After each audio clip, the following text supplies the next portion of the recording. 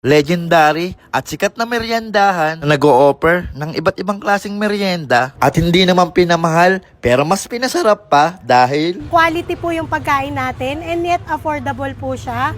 And yung nagluluto po is nasa puso po yung pagpe-prepare po ng mga pagkain po natin. at sa dami ng mga tao dito at haba ng pila, hindi ka na magtataka kung bakit dinadayo at binabalik-balikan sila. Dahil isang patunay lang yan na masarap at quality talaga yung mga pagkain nila dito. Hello po ma'am. Ma'am, balita ako dito daw yung masarap na merienda. Ano po ba yung mga ino-offer nyo dito ma'am? Hello po, Sir Aki. Bali yung mga ino-offer po namin dito, mga iba't ibang klase po ng mga merienda. Ayan po, meron po tayong mga iba't ibang klase ng pasta, meron din po tayong mga dessert.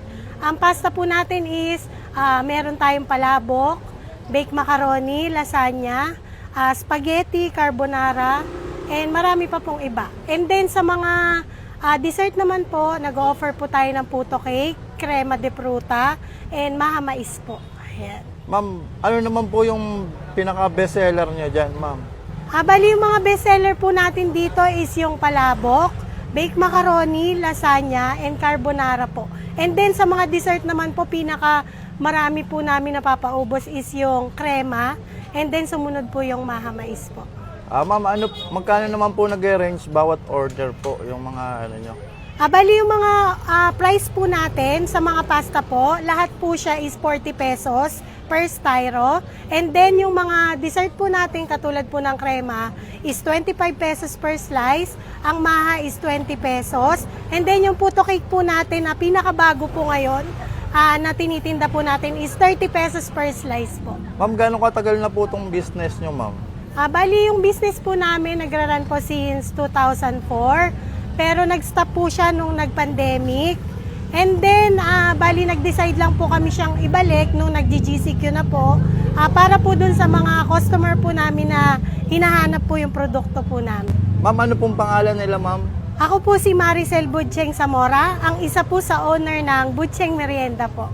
Ma'am, ano po ang sikreto nyo? Bakit talaga naman dinadagsa kayo ng mga customer nyo at binabalik-balikan kayo?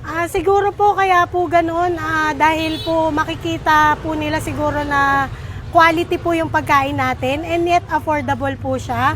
And yung nagluluto po is nasa puso po yung pagpe-prepare po ng mga pagkain po natin. Ayun. Ano po yung mismong address na ito ma'am sa mga gustong makatikim ng iyong mga masasarap na merienda? Bali ang address po natin is nandito lang po tayo sa 241 Manrique Street, Sampaloc, Manila. Malapit lang po tayo sa kambal na simbahan and halos harap lang po kami ng St. Anthony Church po. Anong oras kayo nag-open ma'am?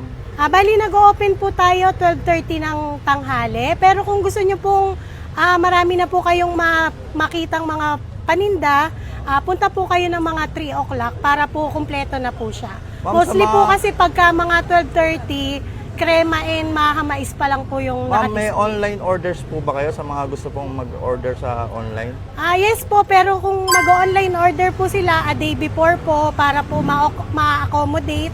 Kasi po pagka po ganitong oras po, hindi na po namin na-open yung online orders po. Ayun, Ayan. thank you po ma'am. Salamat po. Thank you rin po, Tikman Sir ko na Aki. po.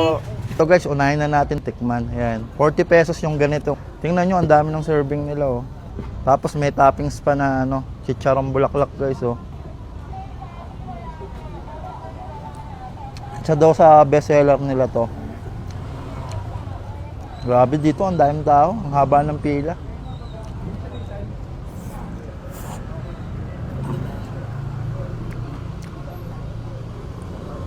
Solid.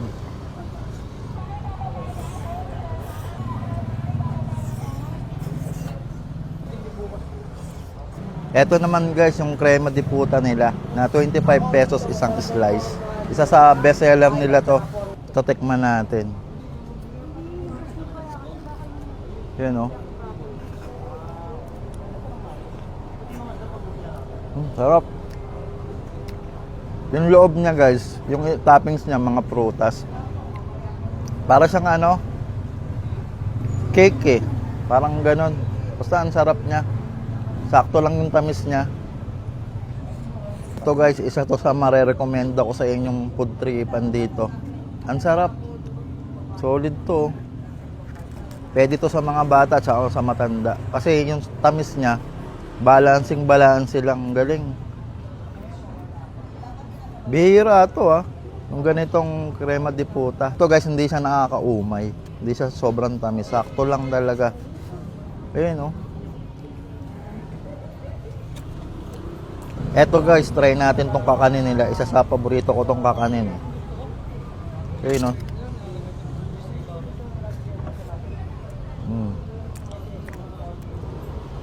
Sarap, may latik pa sa ibabaw. Ayun Ito yung mga natitikman ko talaga sa probinsyang Maha Sarap. Halatang pinag-effort ang mabuti. Yung lasagna naman titikman ko. 40 pesos din yung ganito yung serving nila. Quality.